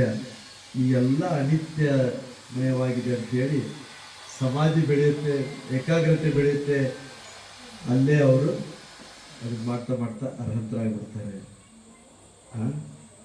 ಅರ್ಹಂತರಾಗಿ ಅವತ್ತಿನ ದಿವಸ ಏನಾಗ್ಬಿಡುತ್ತೆ ಅಂತಂದರೆ, ಭಗವಾನ್ ಬುದ್ಧರಿಗೆ ಮತ್ತು 500 ಭಿಕ್ಷುಗಳಿದ್ದರು, ಅವರೆಲ್ಲರಿಗೂ ಅಲ್ಲಿ ಜೀವಕ ಆರಾಮ ಅಂತ ಕಾಣಿಸುತ್ತೆ, ಅಲ್ಲಿ ಆಹಾರಕ್ಕಾಗಿ ದಾನ ಸ್ವೀಕಾರಕ್ಕೆ ಕರೆದಿರ್ತಾರೆ, ಊಟಕ್ಕೆ. ಸೊ ಅಲ್ಲಿ 500 ಬಂತೇಜಿಗಳಿಗೆ ಎಲ್ಲ ವ್ಯವಸ್ಥೆ ಮಾಡಿರ್ತಾರೆ. ಆದರೆ ಎಲ್ಲ ಭಗವಾನ್ ಬುದ್ಧರು ಎಲ್ಲ ಶಿಷ್ಯರು ಹೋಗ್ತಾರಲ್ಲ, ಅಲ್ಲಿ 499 ಎಲ್ಲರೂ ಕೂತ್ಕೊಳ್ತಾರೆ, ಒಂದು ಖಾಲಿ. ಅವಾಗ ಈ ಜೀವಕ ಬಂದು ನಮಸ್ಕಾರ ಮಾಡಿ, ಭಗವಾನ್ರೆ ಎಲ್ಲ ದಾನವನ್ನು ಮಾಡೋದಕ್ಕೆ ಪ್ರಾರಂಭ ಮಾಡ್ತೀವಿ ಅಂತ ಹೇಳಿದಾಗ ಭಗವಾನ್ ಹೇಳ್ತಾರೆ, ಬಂದು ಇನ್ನೂ ಒಬ್ಬ ಭಿಕ್ಷು ಬರೋದಿದೆ. ಆಗ ಅವ್ರು ಯಾಕೆ ಬಂದಿಲ್ಲ ಅಂತ ಇದು ಮಾಡಿದಾಗ ಅವ್ರು ಬಿಹಾರದಲ್ಲೇ ಇದ್ದಾರೆ. ತಕ್ಷಣ ಅವ್ರು ತಮ್ಮ ಸೇವಕನಿಗೆ ಹೇಳ್ತಾರೆ, ಹೋಗ್ಬಿಟ್ಟು ಆ ಬಂತೇಜಿ ಕರ್ಕೊಂಬ ಅಂತ. ಅವನು ಓಡಿ ಹೋಗಿ ಕರ್ಕೊಂಡು ಬರ್ಲಿಕ್ಕೆ ಹೋಗ್ತಾನೆ. ಅಷ್ಟೊತ್ತಿಗೆ ಅವಾಗ ಆ ಸಮಯದಲ್ಲೇ ಆಗಿರೋದು ಇದು ಏನಾಗಿರುತ್ತೆ, ಅವರು ಅದನ್ನ ರಜೋಹರಂಗ್ ಮಾಡ್ತಾ ಮಾಡ್ತಾ ಮಾಡ್ತಾ ಧ್ಯಾನ ಮಾಡಿ ಅರ್ಹಂತರಾಗಿರ್ತಾರೆ. ಅರ್ಹಂತರ ಅಷ್ಟೇ ಅಲ್ಲ, ಎಲ್ಲ ರಿದ್ಧಿ ಶಕ್ತಿಗಳು ಬಂದ್ಬಿಟ್ಟಿರ್ತವೆ. ರಿದ್ಧಿ ಶಕ್ತಿಗಳು ಬಂದಾಗ ಅವರು ನನ್ನ ರಿದ್ಧಿ ಶಕ್ತಿ ಇರೋದ್ರಿಂದ ನಾನು ಸ್ವಲ್ಪ ಅದ್ರ ಜೊತೆ ಸ್ವಲ್ಪ ಪ್ರಯತ್ನ ಮಾಡ್ತೀನಿ, ನೋಡ್ತೀನಿ ಅಂತ ಹೇಳ್ಬಿಟ್ಟು ಅವ್ರು ಏನು ಮಾಡಿರ್ತಾರೆ, ತಮ್ಮನ್ನ ತಾವು 1,000 ಭಿಕ್ಷುಗಳನ್ನಾಗಿ ಮಾಡಿ ಎಲ್ಲರೂ ಒಂದೇ ರೀತಿ ನೋಡೋದಕ್ಕೆ ಒಂದೇ ರೀತಿ ಇರ್ತಾರೆ. ಎಲ್ಲರೂ ಇಡೀ ವಿಹಾರವನ್ನ ಕ್ಲೀನ್ ಮಾಡ್ತಾ ಇರ್ತಾರೆ. ಅವಾಗ ಈ ಸೇವಕ ಬಂದು ನೋಡ್ತಾನಲ್ಲ, ಅಲ್ಲಿ ಹೇಳಿದ್ರು ಒಬ್ಬನೇ ಭಿಕ್ಷು ಇದ್ದಾರೆ ಅಂತ, ಇಲ್ಲಿ ನೋಡಿದ್ರು ಇಷ್ಟೊಂದು ಜನ ಭಿಕ್ಷುಗಳು, ಆಮೇಲೆ ನೋಡಿದ್ರು ಎಲ್ಲರೂ ಒಂದೇ ತರ ಕಾಣಿಸ್ತಾ ಇದ್ದಾರೆ. ಅಷ್ಟೇ ಅಲ್ಲ, ಭಯ ಆಗ್ಬಿಡುತ್ತೆ, ಇದೇನಿದೆ ಎಲ್ಲ ಒಂದೇ ತರ ಇದಾರಲ್ಲ, ನಾನು ಎಲ್ಲಿ ಬಂದ್ಬಿಟ್ಟೆ ಅಂತ. ಆ ಸೇವಕ ಮತ್ತೆ ಓಡಿ ಬರ್ತಾನೆ, ಓಡಿ ಬಂದು ಈ ತರ ಆಯ್ತು ಅಂತ ಹೇಳ್ತಾನೆ. ಅವಾಗ ಭಗವಾನ್ ಹೇಳ್ತಾರೆ, ಸರಿ ನೀನೊಂದು ಕೆಲಸ ಮಾಡು, ತಿರ್ಗಾ ಹೋಗು, ನಿನಗೆ ಮೊದಲನೆಯ ಭಿಕ್ಷು ಯಾರು ಸಿಗ್ತಾರಲ್ಲ ಅವ್ರಿಗೆ ನಮಸ್ಕಾರ ಮಾಡಿಬಿಟ್ಟು, ಎಲ್ಲರೂ ವೇಟ್ ಮಾಡ್ತಾ ಇದ್ದಾರೆ, ಭಗವಾನರು ಕಾಯ್ತಾ ಇದ್ದಾರೆ, ದಯಮಾಡಿ ಬರಬೇಕು ಅಂತ ಹೇಳುವಂತ. ಸೊ ಆ ಥರ ಹೋಗ್ತಾನೆ ಸೇವಕ, ಹೋಗಿ ಫಸ್ಟ್ ಬಂತೇಜಿಯವ್ರಿಗೆ ಹೇಳ್ತಾನೆ. ಹೇಳಿದ ತಕ್ಷಣ 1,000 ಎಲ್ಲರೂ ಮಾಯ ಆಗ್ಬಿಟ್ಟು ಒಬ್ಬ ಚೂಳಪಂತಕ ತಕ್ಷಣ ಈ ಪಿಂಡ ಪಾತ್ರ, ಈ ಪಾತ್ರೆಯನ್ನು ಎತ್ಕೊಂಡು ಬರ್ತಾರೆ. ಬಂದು ಕುಳಿತುಕೊಳ್ತಾರೆ ಅವ್ರ ಜಾಗದಲ್ಲಿ. ಕುಳಿತಾದ್ಮೇಲೆ ದಾನದ ಕಾರ್ಯಕ್ರಮ ನಡೀತೆ. ಇವಾಗ ನೀವೆಲ್ಲ ಯಾವ ರೀತಿ ಶ್ರದ್ಧೆಯಿಂದ ಬಡಿಸಿದ್ರು ಆ ರೀತಿ ಎಲ್ಲ ಬಡಿಸ್ತಾರೆ. ಬಡಿಸಿದಾದ್ಮೇಲೆ ಎಲ್ಲ ಮುಗಿದಾದ್ಮೇಲೆ ತಿರ್ಗಾ ಈ ಎಲ್ಲ ಪಾತ್ರೆಗಳನ್ನು ತೊಳೆದು ಎಲ್ಲ ಬಂತೇಜಿಗೆ ಕೊಟ್ಟಾದ್ಮೇಲೆ ಕುಳಿತುಕೊಳ್ತಾರೆ ಎಲ್ಲ ಮುಂದೆ ಈ ಥರ. ಯಾಕೆಂತಂದ್ರೆ ದಾನ ಆದಮೇಲೆ ಧರ್ಮೋಪದೇಶ ಕೊಡೋದು ನಿಯಮ. ಕುಳಿತುಕೊಂಡ ಮೇಲೆ ಭಗವಾನರು ಸುಮ್ಮನೆ ಕುಳಿತಿರ್ತಾರೆ. ಆಗ ಭಗವಾನ್ರೆ ಧರ್ಮ ಉಪದೇಶದ ಸಮಯ ಆಯಿತು ಅಂತ ಅವ್ರ ಉಪಾಸಕ ಕೇಳ್ಕೊಳ್ತಾರೆ. ಆವಾಗ ಭಗವಾನ್ ಏನು ಹೇಳ್ತಾರೆ, ಚೂಳಪಂತಕ ಇವತ್ತು ನೀನು ಧರ್ಮೋಪದೇಶ ಕೊಡುವುದು. ಚೂಳಪಂತಕ ಎಲ್ಲರಿಗೂ ಅಷ್ಟೊತ್ತಿಗೆ ಫೇಮಸ್ ಆಗಿಬಿಟ್ಟಿದ್ರು. 4 ವಾಕ್ಯಗಳನ್ನು ಕೂಡ ನೆನಪು ಇಟ್ಟುಕೊಳ್ಳುವಂಥ ಶಕ್ತಿ ಇಲ್ಲ. ಅವ್ರಿಗೆ ಯಾವ ಧಮ್ಮನೂ ಗೊತ್ತಿಲ್ಲ, ಏನು ಓದಿಲ್ಲ, ಏನು ಕೇಳಿಲ್ಲ, ಸರಿಯಾಗಿ ಅದನ್ನು ಮನಸ್ಸಲ್ಲಿ ಇಟ್ಕೊಂಡಿಲ್ಲ ಅಂತ ಎಲ್ಲರಿಗೂ ಗೊತ್ತು. ಸೊ ಎಲ್ಲರ ಮನಸ್ಸಲ್ಲಿ ಬಂತು, ಅರೆ ಭಗವಾನ್ ಬುದ್ಧರು ಚೂಳಪಂತಕ ಅವರಿಗೆ ಧರ್ಮೋಪದೇಶ ಮಾಡ್ಲಿಕ್ಕೆ ಹೇಳ್ತಾ ಇದ್ದಾರೆ, ಅವ್ರಿಗೆ ಎಲ್ಲಿ ಗೊತ್ತಿದೆ ಅಂಥೇಳಿ ಆ ಥರ ಯೋಚನೆ ಮಾಡ್ತಾರೆ. ಆದರೆ ಚೂಳಪಂತಕ ಇವರು ಅರ್ಹಂತರಾಗಿದ್ದರು. ಪಟಿಸಂವಿಧ ಜ್ಞಾನ ಅರ್ಹಂತ, ಸಾಮಾನ್ಯ ಅರ್ಹಂತನೂ ಅಲ್ಲ. ಪಟಿಸಂವಿಧ ಜ್ಞಾನ ಅಂತಂದರೆ ಭಗವಾನ್ ಬುದ್ಧರು ಏನೆಲ್ಲ ಬೋಧಿಸಿದಾರಲ್ಲ ಎಲ್ಲ ನೆನಪಿನಲ್ಲಿ ಬಂದ್ಬಿಡುತ್ತೆ. ಕೇವಲ ಬೋಧನೆ ನೆನಪಿಗೆ ಬರಲ್ಲ, ಅದರ ಪ್ರತಿಯೊಂದು ಶಬ್ದ ಮತ್ತು ಶಬ್ದದ ಅರ್ಥ ಕೂಡ ನೆನಪಿನಲ್ಲಿ ಬಂದ್ಬಿಡುತ್ತೆ. ಅಷ್ಟು ಅಷ್ಟು ಒಂದು ಬಲಶಾಲಿ ಆಗಿರ್ತಕ್ಕಂಥ ಅರ್ಹತರಾಗಿರ್ತಾರೆ. ಆಗ ಅವರು ಧರ್ಮೋಪದೇಶ ಪ್ರಾರಂಭ ಮಾಡ್ತಾರೆ, ಅದ್ಭುತವಾದ ಧರ್ಮೋಪದೇಶವನ್ನು ಮಾಡ್ತಾರೆ. ಅವಾಗೆಲ್ಲರಿಗೂ ಓ ಏನಿದು ಈ ಥರ ಆಯ್ತಲ್ಲ, ಭಕ್ತಿಜೋರಿ ಹೇಗೆ ಹೀಗೆ ಅಂತ. ಅವ್ರ ಧರ್ಮೋಪದೇಶ ಆದಮೇಲೆ ಭಗವಾನ್ ಬುದ್ಧರಿಗೆ ಇದನ್ನು ನಮಸ್ಕಾರ ಮಾಡಿ, ಭಗವಾನ್ರೆ ಈ ಭಂತೇಜಿ ಅವರು ಇದು ಅದು ಹೆಂಗೆ ಈ ಥರ ಪರಿವರ್ತನೆ ಆದರು ಅಂತ ಭಿಕ್ಷುಗಳಿಗೂ ಕೇಳ್ತಾ, ಅವರಲ್ಲಿ ಮನಸ್ಸಲ್ಲಿ ಬರುತ್ತೆ, ಉಪಾಸಕರಲ್ಲಿ ಬರುತ್ತೆ. ಆಗ ಭಗವಾನ್ ಹೇಳ್ತಾರೆ, ಚೂಳ ಪಂಥಕ ಈಗ ಈ ರೀತಿ ಪಠಿಸಂವಿಧ ಜ್ಞಾನ ಅರ್ಹಂತ ಆಗಿದ್ದಾರೆ. ಇದು ಹೇಗೆ ಆಯ್ತು ಅಂತ ಇದನ್ನ ಮಾಡಿದಾಗ, ಮೊದಲು ಹಿಂದೆ ಚೂಳ ಪಂಥಕ ಒಂದ್ಸಾರಿ ಒಬ್ಬ ಅರ್ಹಂತರಿಗೆ ಇನ್ಸಲ್ಟ್ ಮಾಡಿದ್ದಾರೆ. ಆದ್ದರಿಂದ ಅವರಿಗೆ ಅದು ನೆನಪು ಉಳಿಯೋದೇ ಇಲ್ಲ. ಅವ್ರು ಏನು ಹೇಳಿರ್ತಾರೆ ಅಂತಂದ್ರೆ, ಒಬ್ಬ ಅರ್ಹಂತರಿಗೆ ಇವ್ರಿಗೇನು ಗೊತ್ತು ಅಂತ ಹೇಳಿರ್ತಾರೆ, ಇವ್ರಿಗೇನು ಗೊತ್ತು ಅಂತ. ಸೊ ಅದ್ರ ಕಾರಣದಿಂದ ಅನೇಕ ಜನ್ಮಗಳಿಗೆ ಅವ್ರಿಗೆ ಮೆಮೊರಿ ಇದಾಗಿದೆ. ಆದರೆ ಬಹಳ ದಾನ ಅವುಗಳನ್ನೆಲ್ಲ ಮಾಡ್ಕೊಂಡು ಬಂದಿರ್ತಾರೆ, ಆದ್ದರಿಂದ ಭಂತೇಜಿನೂ ಆಗಿರ್ತಾರೆ. ತಿರ್ಗಾ ಈಗ ಒಂದು ಬಟ್ಟೆ ಕೊಟ್ಬಿಟ್ಟು ಅದ್ರ ಮೇಲೆ ಜಾಗೃತ ಭಾವ ಬೆಳೆಸ್ಕೊಂಡು ಅದ್ಯಾಗ ಅರ್ಹಂತರಾದ್ರು ಅಂತ ಕೇಳ್ತಾರೆ ಭಂತೇಜಿಗಳು. ಆಗ ಭಗವಾನ್ ಹೇಳ್ತಾರೆ, ಬಹಳ ಹಿಂದೆ ಈ ಚೂಳ ಪಂಥಕ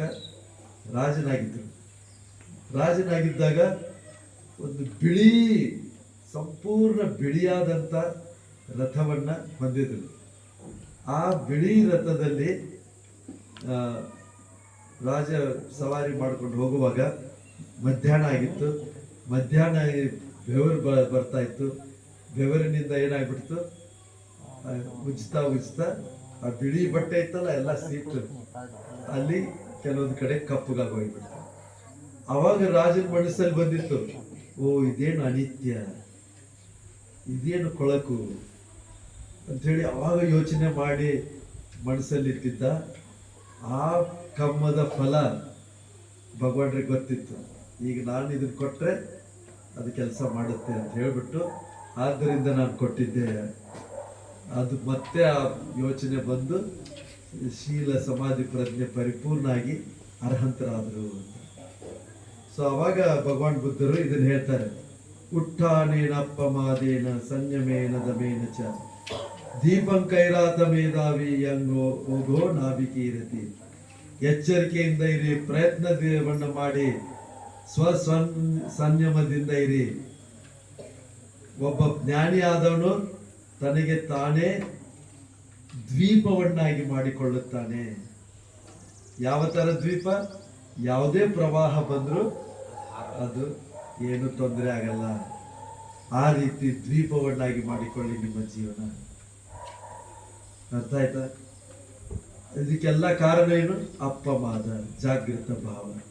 ನೋಡಿ, ಜಾಗೃತ ಭಾವದ ಒಂದು ಎಷ್ಟು ಶಕ್ತಿ ಇದೆ ಅಂತ.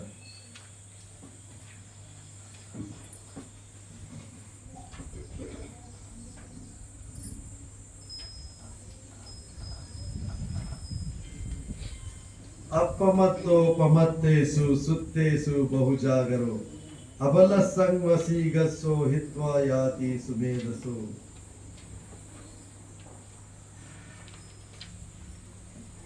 ಎಚ್ಚರಿಕೆ ಇಲ್ಲದವರ ನಡುವೆ ಎಚ್ಚರಿಕೆ ಉಳ್ಳವನಾಗಿ, ನಿದ್ದೆ ಹೋದವರ ನಡುವೆ ಅತಿ ಜಾಗರೂಕನಾಗಿ, ಜ್ಞಾನಿಯಾದವನು ದುರ್ಬಲವಾದ ಕುದುರೆಯನ್ನು ದಾಟಿ ಮುಂದೆ ಓಡುವ ವೇಗದ ಕುದುರೆಯ ಹಾಗೆ ಅಜ್ಞಾನಿಯನ್ನು ಬಿಟ್ಟು ಮುಂದುವರಿಯುವವನು. ಅಪ್ಪಮತ್ತೋಪಮತ್ತೇಸು. ಈ ಲೋಕ ಇದೆ ಅಲ್ಲ, ಪ್ರಮಾದದಲ್ಲಿ ಮುಳುಗಿ ಬಿಟ್ಟಿದೆ. ಮುಳುಗಿದೆಯೋ ಇಲ್ವೋ? ಏನ್ ನಡೀತಾ ಇದೆ ನೋಡಿ ನೀವು, ಅಲ್ವಾ? ಈ ಹಿಂಸೆಗಳಾಯ್ತು, ಅಜ್ಞಾನ ಆಯ್ತು, ಎಂತಿಂತ ಮಿಥ್ಯಾ ದೃಷ್ಟಿಗಳಿಂದ ತುಂಬಿ ತುಳುಕ್ತಾ ಇದೆ. ಇವತ್ತು ಮಧ್ಯಾಹ್ನ 3ನೇ ಅಧಿವೇಶನದಲ್ಲಿ ನೀವು ಬ್ರಹ್ಮಜಾಲ ಸುತ್ತ ಅಂತ ಕೊಟ್ಟಿದ್ದೀರಿ. ಆ ಬ್ರಹ್ಮಜಾಲ ಸುತ್ತದಲ್ಲಿ ಭಗವಾನ್ ಬುದ್ಧರು ಅದನ್ನ ದಿಟ್ಟಿ ಜಾಲ ಸುತ್ತ ಅಂತಾನು ಹೇಳಿದ್ದಾರೆ. ದಿಟ್ಟಿ ಮಿಥ್ಯಾದೃಷ್ಟಿಯ ಜಾಲ, ಈ ಯಾವ ರೀತಿ ಸ್ಪೈಡರ್ ವೆಬ್ ಇರುತ್ತಲ್ಲ ಆ ರೀತಿ ಬಲೆ, ಎಂತೆಂತಹ ದೃಷ್ಟಿಗಳನ್ನು ಇಟ್ಕೊಂಡು ಜನ ಸಿಕ್ಕಾಕೊಂಡಿದ್ದಾರೆ. ನಿಮ್ಗೆ ಅನ್ಸಲ್ವಾ? ಎಂತೆಂಥ ಮೂರ್ಖತೆಯಲ್ಲಿ ಸಿಕ್ಕಾಕೊಂಡ್ಬಿಟ್ಟಿದ್ದಾರೆ. ಕೆಲವೊಂದು ಜನ ಹಿಂಸೆಯನ್ನು ನಂಬ್ಕೊಂಡಿದ್ದಾರೆ, ಕೆಲವೊಂದು ಜನ ಮೋಸವನ್ನು ನಂಬ್ಕೊಂಡಿದ್ದಾರೆ, ಇನ್ನು ಕೆಲವೊಂದು ಜನ ಅಜ್ಞಾನದಿಂದ ಅದನ್ನ ಮಾಡಿದ್ರೆ ಸರಿ ಆಗುತ್ತೆ, ಇದನ್ನ ಮಾಡಿದ್ರೆ ಕೆಟ್ಟ ಹೋಗುತ್ತೆ ಅಂತ ಯಾವ್ದಾವುದನ್ನೋ ತಲೆನಲ್ಲಿ ಹಾಕೊಂಡಿದ್ದಾರೆ.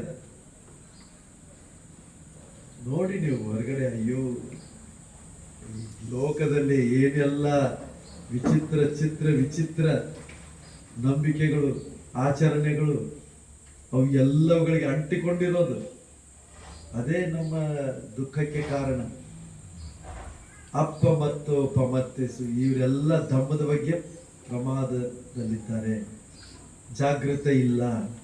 ಅವರಲ್ಲಿ ನಾವು ಜಾಗೃತೆ ಬೆಳೆಸ್ಕೊಳ್ಬೇಕು. ಅಂತ ಒಂದು ಜಾಗದಲ್ಲಿ ಜಾಗೃತೆ ಬೆಳೆಸ್ಕೊಳ್ಬೇಕು. ಇವಾಗ ಎಲ್ಲ ಚೆನ್ನಾಗಿದೆ, ಎಲ್ಲ ಸರಿಯಾಗಿದೆ, ಅಲ್ಲಿ ಕೆಲಸ ಮಾಡ್ತೀನಿ ಅಂತಂದ್ರೆ ಅಂತ ಇದು. ಎಲ್ಲಿ ಕಷ್ಟ ನೋವು ದುಃಖಗಳಿವೆ ಅಲ್ಲಿ ನಾವು ಹೋಗಿ ಕೆಲಸ ಮಾಡ್ತೀವಿ ಅಂತಂದಾಗ ಅದರಲ್ಲಿ ಇನ್ನು ಜಾಸ್ತಿ ಜಾಗೃತ ಭಾವ ಮತ್ತು ಅದರಲ್ಲಿ ಒಂದು ಅಚೀವ್ಮೆಂಟ್ ಇದೆ. ಇದೆಯೋ ಇಲ್ವೋ? ಇವಾಗ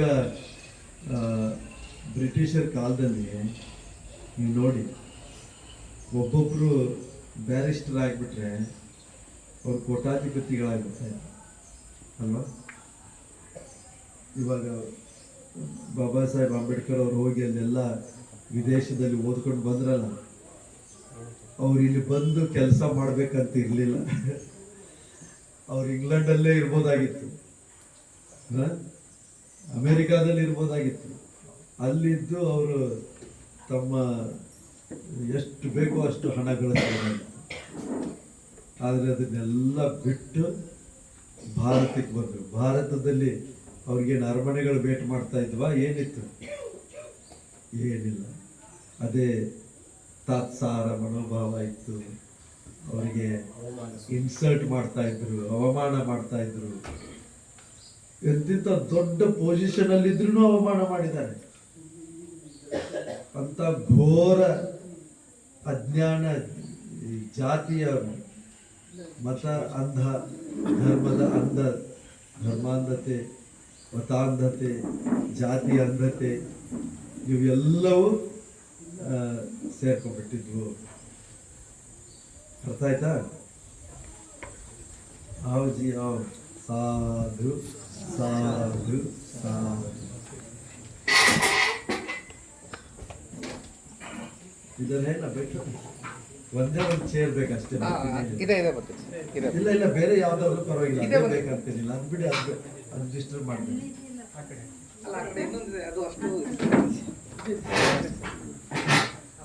ಹಾ ಬನ್ನಿ, ಸಾಕು. आओ जी आओ. How are you? Very good. ನಮ್ಮ ಮಹಾಬೋಧಿ ಲುಂಬಿನಿ ಬುದ್ಧ ವಿಹಾರದಿಂದ ಬಂದಿದ್ದಾರೆ. ನೆರಗಾತನಹಳ್ಳಿ ಅಲ್ಲಿ 18 ಜನ ಇದ್ದಾರೆ. ಸೊ ಈಗ ನೋಡಿ, ಅಪ್ಪ ಮತ್ತು ಪಮತ್ತೇಸು, ನಾನು ಹೇಳ್ತಾ ಇದ್ನಲ್ಲ, ಅಜಾಗೃತರ ಲೋಕದಲ್ಲಿ ಜಾಗೃತನಾಗಿ ಬಂದಿರುವುದು. ನಮಗೆ ಉದಾಹರಣೆ, ಈಗಿನ ಉದಾಹರಣೆ ಯಾರು? ಬಾಬಾ ಸಾಹೇಬ್ ಅಂಬೇಡ್ಕರ್ ಅವರು. ಇಂಥ ಒಂದು ಅಜಾಗೃತ ಲೋಕದಲ್ಲಿ, ಅಜಾಗೃತ ಸ್ಥಿತಿಗತಿನಲ್ಲಿ ಬಂದು ಯಾವುದರ ಬಗ್ಗೆ ಜಾಗೃತಿ ಮೂಡಿಸಿದ್ರು? ಧಮ್ಮದ ಬಗ್ಗೆ ಜಾಗೃತಿ ಮೂಡಿಸಿದ್ರು ಅಲ್ವಾ? ಯಾವುದು ಸರಿಯಾದ ಮಾರ್ಗ ಅದರ ಬಗ್ಗೆ ಜಾಗೃತಿ ಮೂಡಿಸಿದ್ರು. ಸೊ ಇದು ಒಂದು ಅದ್ಭುತವಾಗಿರ್ತಕ್ಕಂಥ ಭಗವಾನ್ ಬುದ್ಧರ ಇದು. ಆಮೇಲೆ ಮತ್ತೆ ಇನ್ನೊಂದು ಹೇಳ್ತಾರೆ ಇಲ್ಲಿ, ಅಬಲ ಸಂವಸೀಗಸು ಹಿತಾಯಾತಿ ಸುಮೇಧಸು. ಇವಾಗ ಒಂದು ಉದಾಹರಣೆ ಕೊಡ್ತಾರೆ. ಏನು ಉದಾಹರಣೆ ಕೊಡ್ತಾರೆ? ಒಂದು ಆ, ಇವಾಗ ಕುದುರೆಗಳಿರ್ತವೆ. ಅಬಲ ಅಂದ್ರೆ ದುರ್ಬಲವಾಗಿರುವ ಅನೇಕ ಕುದುರೆಗಳಿರ್ತವೆ. ಆದ್ರೆ ಒಂದು ಕುದುರೆ ಇರುತ್ತೆ. ಅದು ಯಾವ ತರ ಕುದುರೆ ಇರುತ್ತೆ? ಅದಕ್ಕೆ ಸ್ವಲ್ಪ ಚಾಟಿ ಟಚ್ ಮಾಡಿದ್ರೆ ಸಾಕು, ಫಾಸ್ಟ್ ಆಗಿ ಓಡ್ಕೊಂಡು ಹೋಗ್ತಾ ಇರುತ್ತೆ. ಸೊ ಯಾರು ಈ ರೀತಿ ಅಜಾಗೃತರ ಮಧ್ಯೆ ಜಾಗೃತರಾಗಿರ್ತಾರೋ ಅವರು ಆ ಕುದುರೆಯ ಹಾಗೆ ಬೇಗ ಮುಂದೆ ಹೋಗ್ಬಿಡ್ತಾರೆ. ಬಾಬಾ ಸಾಹೇಬ್ರು ಹೋದ್ರು ಇಲ್ವೋ? ಅಷ್ಟೆಲ್ಲಾ ಕಷ್ಟಗಳು, ಇದ್ರ ಮಧ್ಯ ಅಂತ ಒಂದು ಕಷ್ಟಗಳ ಮಧ್ಯ ತಮ್ಮ ಒಂದು ಏನು ಗುರಿ ಇಟ್ಕೊಂಡಿದ್ರು, ತಮ್ಮ ನಿಷ್ಠೆ ಏನು ಇಟ್ಕೊಂಡಿದ್ರು, ಬಹಳ ನಿಷ್ಠಾವಂತ, ಬಹಳ ಶೀಲವಂತ. ಅಂಬೇಡ್ಕರ್ ಅವರು ಯಾಕೆ ಇಡೀ ಜಗತ್ತಿನಲ್ಲಿ ಅವ್ರಿಗೆ ಯಾರು ಒಬ್ರು ಬೆರಳು ಈ ತರ ಮಾಡಿ ತೋರಿಸ್ಲಿಲ್ಲ? ಯಾಕೆಂತಂದ್ರೆ ಅಷ್ಟು ಸರಳವಾದ ಜೀವನ, ಶೀಲವಂತ ಜೀವನ, ಪಂಚಶೀಲ ಸರಿಯಾಗಿ ಪಾಲನೆ ಮಾಡ್ತಾ ಇದ್ರು. ಅದೇ ಅವರ ನಿಜವಾದ ಶಕ್ತಿ ಆಗಿತ್ತು. ಒಂದೇ ಒಂದು ಶೀಲವನ್ನು ಬಿಟ್ಟು ಆ ಕಡೆ ಈ ಕಡೆ ಆಗಿದ್ರೆ ಇಷ್ಟು ದೊಡ್ಡ ಕೆಲಸ ಆಗ್ತಾ ಇರಲಿಲ್ಲ. ಅದು ಶೀಲದ ಬಲ, ನಿಷ್ಠೆಯ ಬಲ, ಜಾಗೃತೆಯ ಬಲ. ಜಾಗೃತಗೊಳಿಸ್ಬೇಕು. ನನಗೆ ಗೊತ್ತು ಏನು ಸರಿಯಾಗಿದೆ, ಏನು ತಪ್ಪು, ಆದ್ರೆ ಜನಗಳಿಗೆ ಗೊತ್ತಿಲ್ಲ, ಅವ್ರನ್ನೆಲ್ಲ ಎಬ್ಬಿಸ್ಬೇಕು ಅಂತಕ್ಕಂಥ ಒಂದು ಉದ್ದೇಶ ಇಟ್ಕೊಂಡು ಮಾಡಿದ್ರಲ್ಲ, ಅದು ನೋಡಿ ಇವತ್ತು ಇಡೀ ಭಾರತದಲ್ಲಿ ಬುದ್ಧ ಧಮ್ಮದ ಪುನರುತ್ಥಾನ ಆಗ್ತಾ ಇದೆ. ಅಷ್ಟೇ ಅಲ್ಲ, ಕೇವಲ ಯಾವುದೋ ಒಂದು ಜಾತಿಗೆ, ದಲಿತ ಸಮಾಜಕ್ಕೆ ಉದ್ಧಾರ ಮಾಡಿದ್ರು ಅಂತ ಅಲ್ಲ. Not that. ಇವತ್ತು ಯಾರೇ ಒಬ್ಬ ಸ್ವಲ್ಪ ಪ್ರಜ್ಞಾವಂತ, ಯಾವುದೇ ಒಂದು ಪ್ರೆಜುಡಿಸ್ ಅಂದ್ರೆ ಪೂರ್ವಗ್ರಹ ಪೀಡಿತ ಇಲ್ಲದೆ ಯಾರೆಲ್ಲ ಅವ್ರ ಬಗ್ಗೆ ತಿಳ್ಕೊಂಡಿದ್ದಾರೋ ಅವರೆಲ್ಲರಿಗೂ ಗೊತ್ತು ಬಾಬಾ ಸಾಹೇಬ್ ಅಂಬೇಡ್ಕರ್ ಅಂದ್ರೆ ಯಾಕೆ ಅವರು ಶ್ರೇಷ್ಠರಾಗಿದ್ದಾರೆ. ಎಲ್ಲ ಜಾತಿ ಎಲ್ಲರೂ ಒಪ್ಕೊಳ್ಳೇಬೇಕು. ಅವರಲ್ಲಿ ಯಾವ ಒಂದು ವಿಷಯವನ್ನು ನೀವು ರಿಜೆಕ್ಟ್ ಮಾಡ್ಬೇಕಂತೇಳಿ? ಯಾವ ವಿಷಯ ಅಲ್ವಾ? ಯಾವುದೂ ಇಲ್ಲ, ಒಪ್ಕೊಳ್ಳೇಬೇಕು. ಆದ್ದರಿಂದನೇ ನಮ್ಮ ಭಾರತದ ಸಂವಿಧಾನ ಕೂಡ ಬರೆಯುವಂಥ ದೊಡ್ಡ ಕೆಲಸವನ್ನು ಅವ್ರು ಮಾಡಿದ್ರು. ಆಮೇಲೆ ಬಹಳ ಇಂಪಾರ್ಶಿಯಾಲಿಟಿ. ಯಾಕೆ? ಯಾರು ಜಾಗೃತವಾಗಿರ್ತಾರೆ ಅವರು ಪಾರ್ಶಾಲಿಟಿ ಇರಲ್ಲ. ಜಾಗ್ರತೆ ಕಳ್ಕೊಂಡವ್ರಿಗೆ ಪಾರ್ಶಾಲಿಟಿ ಬಂದ್ಬಿಡುತ್ತೆ. ನನ್ನವರು, ನಮ್ಮವರು, ನಿಮ್ಮವರು, ಬೇರೆಯವರು, ಇವರು, ಅವರು ಇರುತ್ತೆ. ಆದರೆ ಅವ್ರ ಸಂವಿಧಾನ ಬರೆಯುವಾಗ ಪಾರ್ಶಾಲಿಟಿ ಇತ್ತ? ಇವ್ರ ಮೇಲ್ಜಾತಿನವ್ರು ನನಗೆ ಇಡೀ ಜೀವನ ತುಳಿದಿದ್ದಾರೆ, ಅವರಿಗೆ ಸರಿಯಾಗಿ ಬುದ್ಧಿ ಕಲಿಸ್ತೀನಿ ಅಂತ ಏನಾದ್ರು ಅವ್ರಿಗೆ ವಿರುದ್ಧವಾಗಿ ಏನಾದ್ರು ಬರೆದ್ರೆ ಏನು ಬರ್ತೇನೆ? ಎಲ್ಲರಿಗೂ ಸರಿ ಸಮಾನತೆ ಅಂದರೆ ಸಮಾನತೆ. ಎಲ್ಲರಿಗೂ ಸಮಾನವಾದ ಸಂವಿಧಾನ, ಸಮಾನವಾದ ನಿಯಮ, ನೀತಿ, ನ್ಯಾಯ ಎಲ್ಲವೂ ಇದನ್ನು ಮಾಡಿ ಕೊಟ್ಟಿರ್ತಕ್ಕಂಥ. ಅದರಿಂದನೇ ಇವತ್ತು ಎಲ್ಲರೂ ಗೌರವಿಸಲೇಬೇಕಾಗಿರೋದು. ಅದು ಯಾಕೆ ಬಂತು? ಈ ಜಾಗೃತ ಭಾವ ಅನೇಕ ಹಂತಗಳಲ್ಲಿ ತಿಳ್ಕೊಳ್ಬೇಕು. ಒಂದು ಧ್ಯಾನ ಮಾಡ್ತೀವಿ, ಪ್ರತಿ ಕ್ಷಣದ ಜಾಗೃತ ಭಾವ. ಆ ಜಾಗೃತ ಭಾವ ನಮ್ಮ ಶೀಲ ಆಚರಣೆಯಲ್ಲಿ ರಿಫ್ಲೆಕ್ಟ್ ಆಗಬೇಕು. ಆ ಜಾಗೃತ ಭಾವ ನಮ್ಮ ಸಮಾಜದ ವಿಷಯದಲ್ಲಿ ಅದು ರಿಫ್ಲೆಕ್ಟ್ ಆಗಬೇಕು. ಆ ಜಾಗೃತ ಭಾವ ನಮ್ಮ ಆರ್ಥಿಕ ಸ್ಥಿತಿಗತಿಗಳಲ್ಲಿ ಅಲ್ಲಿಯೂ ಕೂಡ ರಿಫ್ಲೆಕ್ಟ್ ಆಗಬೇಕು. ಆ ಕುಂಭ ಗೋಸಕಂಡು ಹೇಳಿದ ಅವನ ಕತೆ. ಸೊ ಈ ರೀತಿ ಜಾಗೃತ ಭಾವದಲ್ಲಿ ಸ್ವಲ್ಪ ತಿಳುವಳಿಕೆ ಕೂಡ್ಕೊಂಡಿದೆ, ಪ್ರಜ್ಞೆಯು ಕೂಡ್ಕೊಂಡಿದೆ ಅಲ್ವಾ? ಸೊ ಅದು ಇಲ್ಲಿ ನಾವು ಕಲ್ತ್ಕೊಳ್ತೀವಿ. ಅಪ್ಪಮಾದೇನ ಮಗವ ದೇವಾನಂಗ್ ಸೆಟ್ಟ ತಂಗತೋ ಅಪ್ಪಮಾದಂಗ್ ಪಸಂಗ್ಸಂತಿ ಪಮಾದೋ ಗರೈತೋ ಸದಾ. ಎಚ್ಚರಿಕೆಯಿಂದಾಗಿ ದೇವತೆಗಳ ಎಲ್ಲಕ್ಕಿಂತ ಶ್ರೇಷ್ಠ ಸಕ್ಕ ರಾಜ ಇಂದ್ರ ಹ? ದೇವರಾಜನಾಗಿದ್ದು ಯಾವುದಕ್ಕೋಸ್ಕರ? ಈ ಜಾಗೃತ ಭಾವದಿಂದ ಇದನ್ನ ಮಾಡಿರ್ತಕ್ಕಂಥದ್ದು. ತಾವತಿಂಸ 33 ಜನ ಇದ್ರು ಅವರು. ಅವರೆಲ್ಲ ಸೇರಿ ಬಹಳ ಜಾಗೃತ ಭಾವದಿಂದ ಇದನ್ನ ಮಾಡಿ ಸತ್ಬಿಟ್ಟು ಅಲ್ಲಿ ತಾವತಿಂಸ ಲೋಕದಲ್ಲಿ ಹುಟ್ಟಿದ್ರು. ಅಲ್ಲಿ ಅದು ಒಂದು ಬಹಳ ಸುಂದರವಾದ ಘಟನೆ ಇದೆ. ಅದನ್ನ ನೀವು ಆಮೇಲೆ ತಿಳ್ಕೊಳ್ಳಿ. ಅಂದ್ರೆ ದೇವತೆಗಳ ಸ್ಥಿತಿ, ದೇವತೆಗಳಿಗೂ ರಾಜನಾಗ್ತಕ್ಕಂಥ ಸ್ಥಿತಿ ಸಿಗೋದಕ್ಕೆ ಕಾರಣ ಏನು? ಅಪ್ಪಮಾದೇನ ಮಘವ ಅಂದ್ರೆ ಇಂದ್ರ. ಅಪ್ಪಮಾದ ಈ ಜಾಗೃತ ಭಾವದಿಂದನೇ ಅಲ್ಲಿ ಹೋಗಿರೋದು, ಆ ಸ್ಥಿತಿಗೆ ಮುಟ್ಟಿರುವುದು. ನಮ್ಮ ಬೌದ್ಧ ಇದರಲ್ಲಿ ಇವೆಲ್ಲ ಬರ್ತಾವೆಲ್ಲ ನೋಡಿ ನೀವು. ಇಲ್ಲ ಬೋಧಿಸತ್ವರಿಗೆ ಸಂಬಂಧವಾಗಿರ್ತವೆ, ಇಲ್ಲ ಮತ್ತಿನ್ಯಾರೋ ಪಾರಮಿ ಪೂರ್ಣ ಮಾಡೋದರಲ್ಲಿ ಇರುತ್ತವೆ. ಇವೆಲ್ಲ ಒಳ್ಳೆಯ ಗುಣಗಳನ್ನು ಬೆಳೆಸಿಕೊಳ್ಳುವ ಇವು ಘಟನೆಗಳು. ನಂತರ ಇದಕ್ಕೆ ಅದು ಇದು ಏನೇನೋ ಕತೆ ಕಟ್ಟಿ ಏನೇನೋ ಮಾಡಿ ಅವುಗಳನ್ನೆಲ್ಲ ಎಷ್ಟು ದೂರ ತಗೊಂಡೋಗಿ ಅದು ಧಮ್ಮದಿಂದ ದೂರ ಆಗೋಗ್ಬಿಟ್ಟಿದೆ. ಆದರೆ ನಮ್ಮ ರೆಕಾರ್ಡಲ್ಲಿರೋದು ಅಪ್ಪಮಾದೆ ನಮಗ ಈ 33 ಜನನು ಹೇಗೆ ಕಷ್ಟಪಟ್ಟು ಇವೆಲ್ಲ ಪಾರಮಿಗಳನ್ನು ಬೆಳೆಸ್ಕೊಂಡು ಇದನ್ನು ಮಾಡಿದಾಗ ಅವ್ರಿಗೆ ಹೇಗೆ ಈ ತಾವತಿಂಸದಲ್ಲಿ ಹುಟ್ಟಿ ಇಂದ್ರನಾಗಿ ಅದರಲ್ಲಿ ಒಬ್ಬ ರಾಜನಾಗ್ತಾನೆ, ಇನ್ನು 32 ಜನ ಅವ್ರನ್ನ ಸಹಾಯಕರಾಗ್ತಾರೆ. ಅಪ್ಪಮಾದರತೋ ಬಿಕ್ಕು ಪಮಾದೆ ಭಯದಸಿ ವಾ ಸಂಯೋಜನಂಗನುಂಟು ಲಂಡಹಂಗೀವ ಗಚ್ಚತಿ. ಎಚ್ಚರಿಕೆಯಲ್ಲಿ ಆನಂದಿಸುವ ಭಿಕ್ಷು ಎಚ್ಚರಿಕೆ ಇಲ್ಲದಿರುವಿಕೆಗೆ ಹೆದರುತ್ತಾನೆ. ಆತನು ಎಲ್ಲ ಸಣ್ಣ ದೊಡ್ಡ ಸಂಕೋಲೆಗಳನ್ನು ಬೆಂಕಿಯ ಹಾಗೆ ಸುಡುತ್ತಾ ಮುಂದುವರಿಯುತ್ತಾನೆ. ಸಂಯೋಜನ ಅಂದ್ರೆ ಬಂಧನಗಳು. ನಮ್ಮನ್ನ ಈ ದುಃಖಕ್ಕೆ, ಈ ಲೋಕದಲ್ಲಿ ಬಂಧಿಸಿರ್ತಕ್ಕಂಥದ್ದು ಯಾವುದು? ನಿಜವಾದ ಬಂಧನ ಯಾವುದು?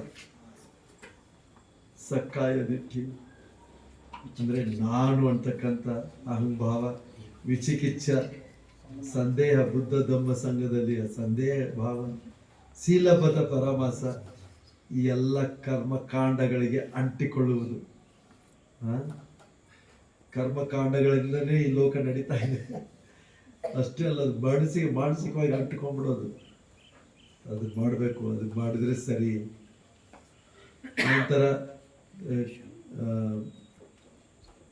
ಕಾಮರಾಗ, ವ್ಯಾಪಾದ.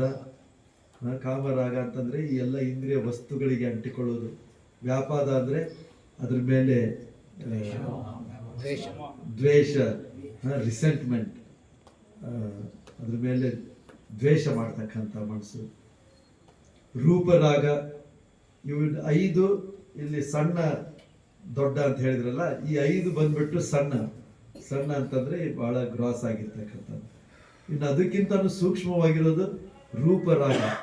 ಧ್ಯಾನದಲ್ಲಿ ಅತೀ ಉನ್ನತವಾದ ಸ್ಥಿತಿಗಳಿವೆ. ಮೊದಲನೇ ಧ್ಯಾನ, 2, 3, 4ನೇ ಧ್ಯಾನ, ಇವುಗಳಿಗೆ ರೂಪ ಧ್ಯಾನ ಅಂತ ಹೇಳ್ತಾರೆ.